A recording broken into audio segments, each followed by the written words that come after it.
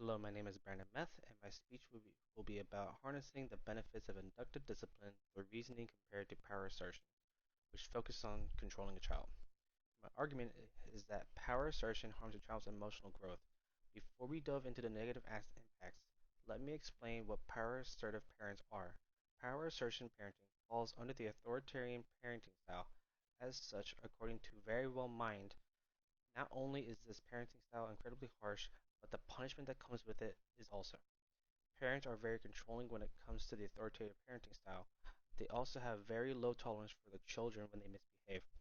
As such, for the publication, they will give them punishments that do not necessarily fit the exhibited behavior.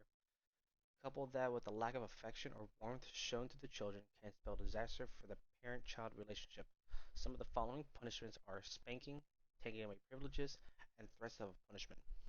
While spanking is known as one or two smacks with the adult's bare hand on the child's leg or buttocks, according to child myths, spanking can quickly escalate depending on the level of frustration or anger of the parent. As such, instead of a hand, per the publication, kids can be smacked with more intensity or more frequently, or even with an object that causes more physical pain. According to Arizona Western College, as a show of force, parents will take away privileges that have nothing to do with the unwanted behavior parents witness. Instead, what is taken away from kids, be it toys or stuffed animals for younger children to tablets or cell phones for older kids, or even an extracurricular activity or special event for kids of any age. The consequence is far harsher than what the behavior deserved.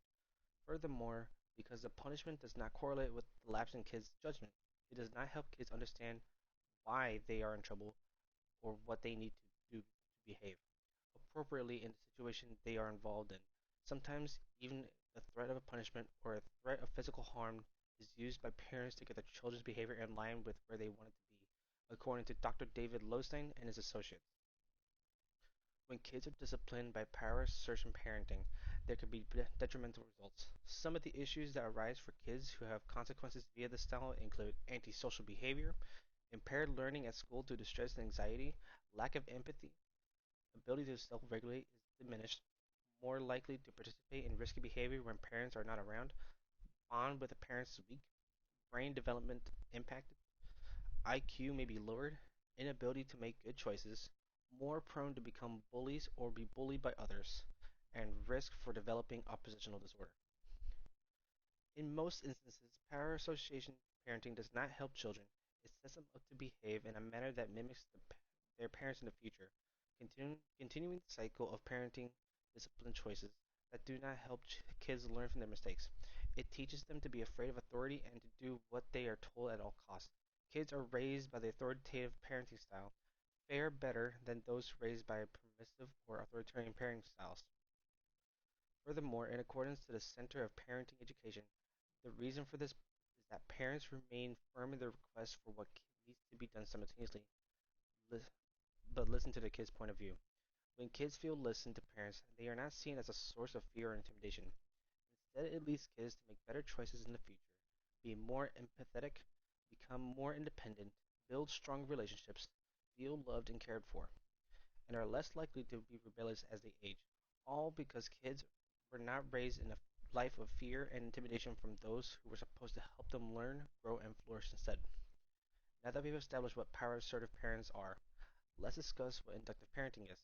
Inductive discipline is a parental disciplinary method involving reasoning to explain actions, discipline, and values.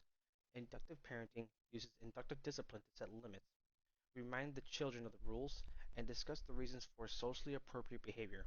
Some benefits are fewer behavioral problems and delinquencies. Children whose parents used inductive discipline early were found to have fewer behavioral problems. Next is better emotional self-regulation. The inductive discipline relies on verbal communication, allowing parents to serve as external regulators for the children. Children can learn to regulate their emotions, inhibit destructive behavior, and self-regulate. Another benefit is that children whose parents use inductive discipline compared to power assertion discipline are more social. Using induction, parents teach children values, allowing them to internalize social conventions appropriately.